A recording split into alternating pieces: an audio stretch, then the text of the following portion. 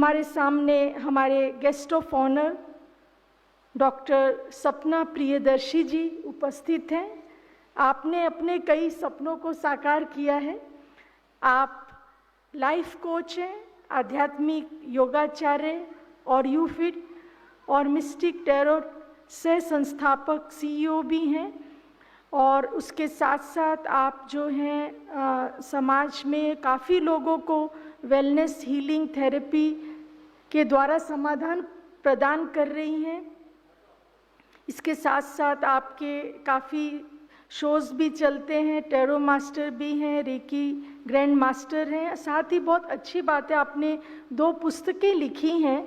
एक आपने बहुत ही छोटी आयु में पुस्तक लिखी, बचपन का बापू, और दूसरी आपकी पुस्तक है never visit a doctor, how to stay fit and healthy for ever. तो ये खुद ही अपने शब्दों के द्वारा बताएंगी, और अंतर्राष्ट्रीय वक्ता भी हैं, और आपने लाखों लोगों को, बच्चों को, खासकर छात्रों को पढ़ाया भी है। तो मैं आमंत्रित करती हूँ। हाँ, उससे पूर्व हमारे बीच आदरणीय शीलू दीदी जी आज के कार्यक्रम के चेयरपर्सन पधार चुके हैं। उनका हम स्वागत करेंगे, और जो वक्ता आए हैं उनका भी फूलों और बैजेस के द्वारा स्वागत करेंगे। मैं आमंत्रित करती हूँ डॉक्टर सपना प्रियदर्शी जी को।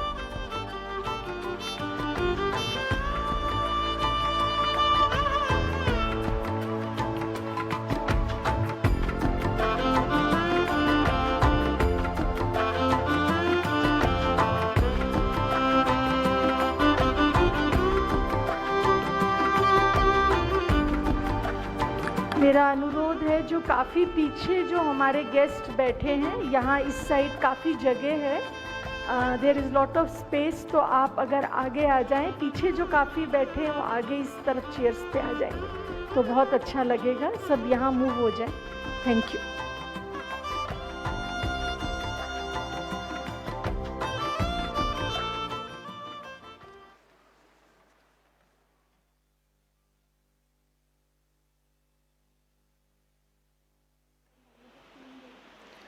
ओम शांति, ओम शांति, ओम शांति। सर्वप्रथम मैं परमपिता परमेश्वर का धन्यवाद करना चाहती हूँ, जिन्होंने मुझे इस माउंट आबू की पावन धरती पर ब्रह्म कुमारी जैसी दिव्य हस्तियों के बीच में बोलने का अवसर दिया, और मैं अपने विचार रख पा रही हूँ आप सबके सामने। मेरे सामने सभी अतिथिगण, सभी बड़ों को प्रणाम और सभी छोटों को प्यार भरा प्यार। आज का जो विषय है women the saviour of culture, इसमें कोई दो राय नहीं है। हम बहुत 2-3 दिन से मैं यहाँ पर हूँ, और इतना सुंदर यहाँ का वातावरण है ना। जो मेरे अंदर की नारी है, शायद एक नई नारी बन के यहाँ से जा रही है। हालांकि ये बोलते हुए मेरे रोंगटे खड़े हो रहे हैं, अच्छे वाले, है ना, जिसमें आप समझ सकते हैं कि एक पॉजिटिव वाइब्रेशंस आती है शरीर के अंदर। ये मैंने अनुभव यहाँ पर किया है। कई दिन से मैं यहाँ पर सुन रही हूँ विमेन एम्पावरमेंट की बात, है ना, कि विमेन को एम्पावर करना चाहिए। देखिए, पावर तो है, हम एम्पावर करने की बात कर रहे हैं। तो अगर हम संस्कृति की रक्षक की बात करें तो कोई दो राय नहीं है, इसमें नारी है। फिर वो लोरियां सुनाने से लेकर कहानियां सुनाने तक हमारी दादियां, हमारी माएँ, अब तो ये जैसे ख्वाब सा हो गया है। मैं भी एक माँ हूँ, मैं भी एक नारी हूँ, है ना। तो हम अपनी जिंदगी में इतने व्यस्त हो गए हैं, कहाँ खो गई वो लोरियां और कहाँ खो गई वो कहानियां। वस्त्र किस तरह के हों, खाना किस तरह का खाएं, घर का माहौल कैसा हो, संस्कृति और संस्कार में केवल थोड़ी सी मात्राओं का फर्क है। संस्कार रहेंगे तो संस्कृति रहेगी, संस्कृति रहेगी तो संस्कार रहेंगे। तो चलिए मैं आपको लेकर के चलती हूँ आदि युग में, है ना, जहाँ हम पुरातन युग की बात करते हैं, आदि शक्ति की बात करते हैं। मैं सुनती आ रही हूँ, हमने माँ काली की बात करी, हमने माँ दुर्गा की बात करी, आदि शक्ति की बात करी, माँ सरस्वती की बात करी, माँ लक्ष्मी की बात करी। ये वो युग था जब नारी को देवी कहा जाता था। नारी तुम केवल शुद्धा हो। और दुर्गा सप्तशती में लिखा है कि नमस्तस्यै नमस्तस्यै नमस्तस्यै नमो नमः, विद्यारूपेण संस्थिता नमस्तस्यै नमस्तस्यै नमस्तस्यै नमो नमः। मैं संक्षिप्त में कहूंगी, मातृरूपेण संस्थिता, शक्ति रूपेण संस्थिता, है ना, और फिर आता है लज्जा रूपेण संस्थिता। हमें भूलना नहीं चाहिए, लज्जा रूपेण संस्थिता। तो वो युग था ये, फिर युग बदला और बदले हम। उस समय नारी सबला थी। क्या थी? सबला, शक्ति, शक्ति का प्रतीक, है ना। फिर युग बदला, हम सब बदले, और फिर लिखा गया, अबला जीवन हाय तेरी यही कहानी, आंचल में है दूध आंखों में है पानी। अरे भैया, वो सबला से अब अबला बन गई, है ना। कब अबला बनी? क्योंकि उसने समर्पण किया, समर्पण किया समाज के प्रति, समर्पण किया परिवार के प्रति, माता पिता के प्रति, भाई बहनों के प्रति, बच्चों के प्रति, और उसके इस समर्पण का गलत उपयोग होने लगा, उसका शोषण होने लगा। देखिए, लक्ष्मीबाई की बात सबने करी, अहल्याबाई की बात सबने करी, मेरे कुछ विचार अलग हैं जिनको कहते हुए शायद हम 2 बार सोचते हैं, लेकिन सच्चाई की बात तो करनी पड़ेगी। नारी रक्षक है तो नारी भक्षक भी है। वो चाहे तो बना सकती है, वो चाहे तो मिटा सकती है, ठीक है। तो फिर अब क्या हुआ कि भाई शोषण होने लगा, तो नारी को ये लगा कि हमारा तो भाई अब अपमान हो रहा है, हमें तो समानता नहीं मिल रही है। फिर युग बदला, फिर बदले हम, और नारी की आई अब समानता की बारी कि भैया हमें समानता चाहिए। नारे लगने लगे, किससे समानता? पुरुषों से समानता। अरे भैया, पुरुषों से समानता जिसके जन्मदाता तुम हो, जिसको जन्म तुमने दिया है, उससे समानता की बातें होने लगी कि हमें जो है समानता मिलनी चाहिए। और इस समानता की ओड़ में, इस समानता की आड़ में ऐसा पतन हुआ, ऐसा पतन हुआ कि संस्कृति की धज्जियां उड़ गईं। हमें समानता चाहिए, माँ बाप को माँ बाप समझना बंद कर दिया, भाई को भाई समझना बंद कर दिया। हमें बाहर जाके काम करना अच्छी बात है, बहुत अच्छी बात है, लेकिन विडंबना इस चीज की है कि ये जो अबला बनी, इसको किसने बनाया? मैं थोड़ा सा आपको यहां पीछे लेके चलती हूं। अबला को बनाया खुद नारी ने, अपने आप को अबला बनाया, क्योंकि मैंने आपसे कहा है कि नारी रक्षक भी है और भक्षक भी है, एक नारी सब पर भारी। अब उसने अपने आप को सरेंडर कर दिया। ये विडंबना का विषय है कि नारी की अवस्था का कारण उस समय नारी ही थी कि ठीक है भाई, जोश आया, परिवर्तन आया, परिवर्तन की बातें करने लगे, सशक्तिकरण की बातें करने लगे, समानता की बातें करने लगे, और समानता के साथ भागते भागते भागते भागते वो नारी ये भूल गई कि मैं हूं कौन, मेरा अस्तित्व क्या है, क्या मैं उसी दुर्गा का रूप हूं, क्या मैं उसी सरस्वती का रूप हूं, क्या मैं उसी लक्ष्मी का रूप हूं। और अब मुझे बहुत ही दुख के साथ ही कहना पड़ता है, शायद आप सब तो ये विचार भी ना करो, लेकिन देखते हो आप शहरों में जाइए, किस तरह के वस्त्र आज पहन करके हमारी लड़कियां, हमारी बच्चियां घूम रही हैं। वो आती हैं कार्य करने के लिए, जॉब करने के लिए, अपना करियर बनाने के लिए, लेकिन आज छोटे कपड़े पहनने में वो अपनी समझती शान है।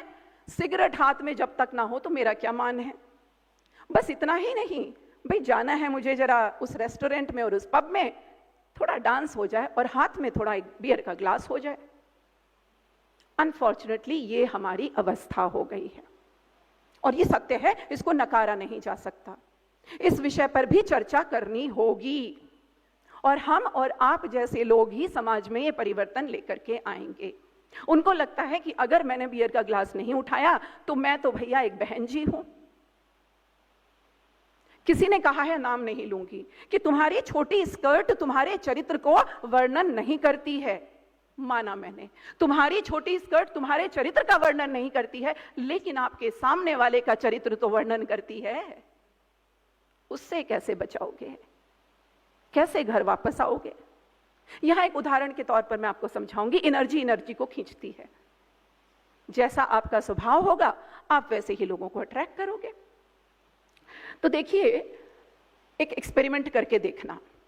आप सुंदर फूलों की सजी टोकरी जिसमें बहुत ही सुगंधित फूल हो, पुष्प हो, उसको ले जाकर के एक सड़क के किनारे रख दीजिए और उसी के साथ अपने घर का पुराना बदबूदार कचरा ले जाकर के एकदम साइड में लगा दीजिए, सड़क के किनारे, और दूर खड़े होकर के तमाशा देखिए। आप देखोगे थोड़ी देर के बाद जितनी भी मक्खियां हैं वो उस कचरे पे भिनभिनाएंगी, उन पुष्पों के पास नहीं आएंगी। आप समझे? तो यही मैंने आपसे कहा कि खरबूजा खरबूजे को देख के रंग बदलता है। आपका चरित्र अच्छा हो सकता है। क्यों मम्मा, अगर मैंने छोटे कपड़े पहन लिए तो क्या मेरा चरित्र खराब हो गया? मम्मा ने कहा ना बेटा, सब पहनते हैं, तू भी पहन। ये पुरानी नारी आज की नारी को ये कह रही है। आधुनिकता की इस भीड़ में हम खो गए, हमारी संस्कृति खो गई। घर घर में किट्टियों के नाम पर आज क्या तमाशे हो रहे हैं आप देखते हो। वो बेचारे सास ससुर रूम के अंदर बैठे रहते हैं और बहुएं अपनी किट्टियां कर रही होती हैं।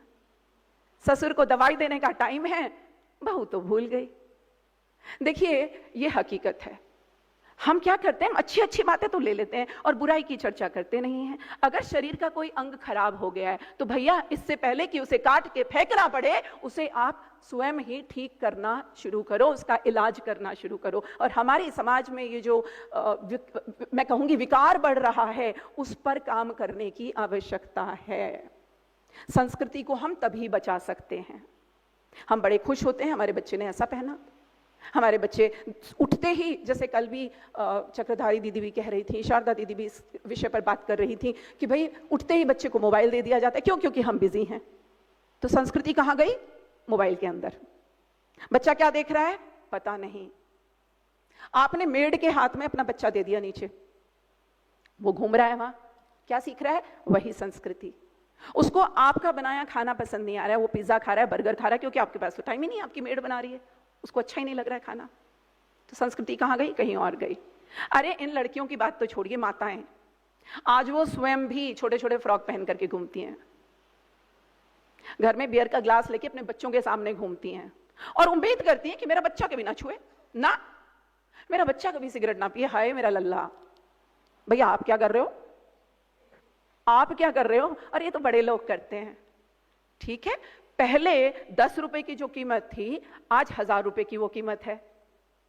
बड़े लोग, आप बड़े हो 40 साल की उम्र में, हम तो बड़े हो गए 15 साल की उम्र में। जमाना बदल रहा है, युग बदल रहा है, इसको बदलना होगा। हम इस तरह अपनी संस्कृति को घुटते नहीं देख सकते। तो आप सबको ये कदम उठाना पड़ेगा। अपनी वेशभूषा, अपने त्योहारों, आज त्योहार के नाम पर क्या होता है? दिवाली, होली, इन सब के नाम पर क्या होता है? हुड़दंग मचता है। होली पर जाइए, संस्कृति की बात कर रही हूं मैं, संस्कार अलग है, संस्कृति अलग है, दोनों एक दूसरे के साथ जुड़े हैं, एक ही कॉइन के, they are the two faces of the same coin, that we have to understand. एक ही गाड़ी के दो पहिए हैं। संस्कार है तो संस्कृति है, संस्कृति है तो संस्कार है।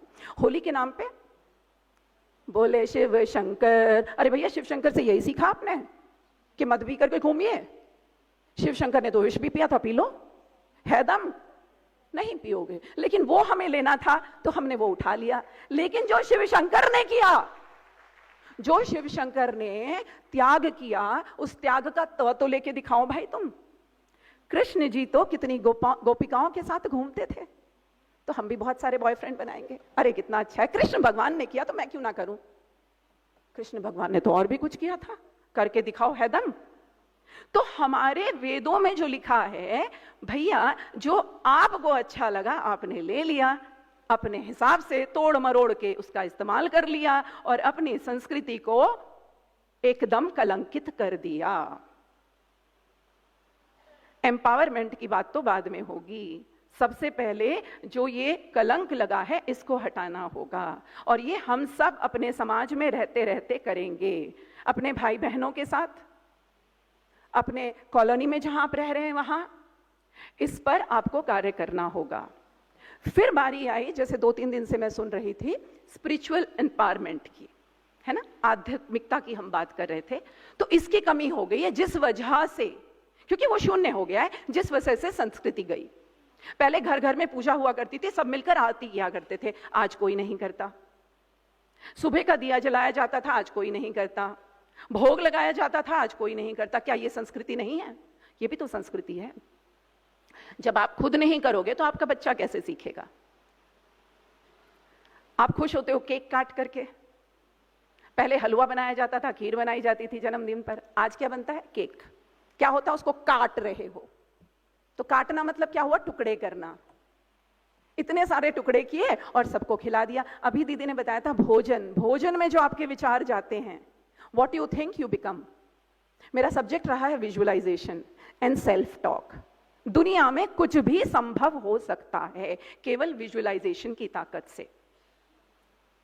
तो केक काटना बंद कीजिए, कटिंग मत कीजिए, ठीक है, दूसरे अवसर पर काट लीजिए, लेकिन संस्कृति के नाम पर ना करिए। जन्माष्टमी के दिन केक कटेगा, किसने कहा? हलवा बनाइए, लड्डू बनाइए, भोग लगाइए, आनंदित होइए, भजन लगाइए, नृत्य कीजिए, डांस कीजिए, जो करना है करिए, लेकिन इस तरह की विचारधारा को निकाल करके बाहर फेंकिए। लड़कियां नहीं सुनती आजकल, अपने स्कूल में जाती हैं, पीयर प्रेशर है, कॉलेज में जाती हैं, पीयर प्रेशर है। हमें पता है हमें ताकत है। अभी अभी दीदी ने बताया कि सही तरीके से बच्चे को समझाओ, सही तरीके से उसको सही मार्ग पर लेकर के आओ। ये बहुत ही बड़ी चुनौती है आज की डेट में हमारे सामने, अपनी संस्कृति को लेकर के उसे बचाना होगा। उसके लिए क्या करना है? थोड़ी सी चीजें जो मेरे दिमाग में है। पहला, वापस आइए हल्की पुरानी चीजों को लेकर के, जैसे कि थोड़ा समय अपने बच्चों के साथ, अपने दिल पर हाथ रख कर कहिए कि कितना समय आप अपने बच्चों के साथ रोज बिताते हैं। Daily you will have to spend some time with your children. भले ही 10 मिनट, 15 मिनट, 20 मिनट उनके साथ बैठिए, बातें कीजिए, उनकी सुनिए, अपनी सुनाइए। उसी बीच में बहती गंगा में हाथ धो लीजिए, कुछ कहानियां सुना डालिए, कुछ पुराने किस्से सुना डालिए, उनके तरीके से, बोरियत के हिसाब से नहीं। वो आपकी वो कहानियां नहीं सुनेंगे आज, वो बहुत इंटेलिजेंट बच्चे हो, कहते हैं अरे ये थोड़ी होता है। उनकी भाषा में बात करिए, उनकी इंटरनेट की लैंग्वेज में बात कीजिए, बच्चों को सुधारिए, संस्कृति अपने आप वापस आएगी। दूसरा, ध्यान रहे कि बच्चों के सामने कभी भी मोबाइल का इस्तेमाल ना करें, कम से कम करें। अब क्या आदत हो गई है? एक ड्राइंग रूम में एक बच्चा बैठा है, बेटा, एक बेटी, एक माँ और एक पिता, और चारों के हाथ में एक एक मोबाइल और सब लगे पड़े हुए हैं। होता है कि नहीं? है ना? तो उसको हटाइए, आप हटाना होगा इसको भी आपको, ठीक है? ये सारी चीजों को हटाइए। फिर खान पीन पे ध्यान दीजिए, वेशभूषा पर ध्यान दीजिए और अपने बच्चों को वापस उस संस्कृति में लेकर के आइए। और अंतिम चीज जो मैं आपसे कहना चाहूंगी, अपने आस पड़ोस को ठीक करिए। अरे मैम कौन सुनेगा, किसको सुनाएं, इसलिए चुप रहते हैं। मेरे अपने पड़ोसी रूठ ना जाएं इसलिए चुप रहते हैं। कैसे कहें? तो आपकी कोई नहीं सुनेगा, लेकिन दीदियों की सुनेगा, इस तरह के बड़े बड़े वक्ताओं की सुनेगा। तो आप एक छोटा सा काम करके देखिए अपने घर में। आप सब यहाँ आए, आपने सुना, जाना, ट्रांसफॉर्मेशन को देखा। अपने घर में छोटे छोटे प्रोग्राम कीजिए, जहां ब्रह्म कुमारी दीदियों को बुलाइए, है ना? मुश्किल खड़ी कर दी मैंने इन लोग के लिए। उनको बुलाइए और उनसे अपने आस पड़ोस के लोगों को बुलाइए। महीने में 1 बार या 2 बार बुला लीजिए, अपने सक्षमता के हिसाब से उनको वहां बुलाइए, उनकी सुनेंगे। जब वो हर बार, हर महीने आपके यहाँ, आपके घर में आके प्रवचन करेंगी, तो आसपास के लोगों का दिमाग तो बदलेगा ही बदलेगा, क्योंकि खरबूजा खरबूजे को देख के रंग बदलता ही है, और हम सब खरबूजे हैं, ठीक है? तो अपने आप को बदलना होगा। और मैं नारी और आप नारी, हम सब मिलकर अपनी संस्कृति को बचाएंगे। और अंत में 4 पंक्तियां कहना चाहती हूं जाते जाते। सबको बांटो बोल प्यार के, हीरे और नगीने से। ये मेरी सखियों के लिए, मेरी नारी शक्ति के लिए। सबको बांटो बोल प्यार के, हीरे और नगीने से। मिटा सको तो सखी मिटा दो तुम नफरत को सीने से। हंसी खुशी से जो भी बीते साल पलों से लगते हैं। तो अगर आप अच्छा माहौल बनाएंगे, संस्कार लाएंगे, संस्कृति लाएंगे, तो ऐसा होगा। हंसी खुशी से जो भी बीते साल पलों से लगते हैं, मगर कष्ट के पल लगते हैं सचमुच सभी महीने से। जीना दुष्कर हो जाएगा। ईश्वर कसम मैं सच कहती हूँ, मैं नारी हूँ, ईश्वर कसम मैं सच कहती हूँ, मर जाना ही बेहतर है लेकर के एहसान किसी का इस दुनिया में जीने से। और खोज रहे हैं लोग जिंदगी, हमारे घर घर में खोज रहे हैं लोग जिंदगी आज जहर के प्यालों में, और सोच रहे हैं कहीं मर जाए ना हम इस अमृत के पीने से। संस्कृति जो दौड़ रही है दम, हम सबको उसे बचाना है। घर घर जाकर अपने मन को और घर को इसी संस्कृति से सजाना है। सबको बांटो बोल प्यार के सखी, हीरे और नगीने से। मिटा सको तो मीत मिटा दो तुम नफरत को सीने से, तुम नफरत को सीने से, तुम नफरत को सीने से। ओम शांति।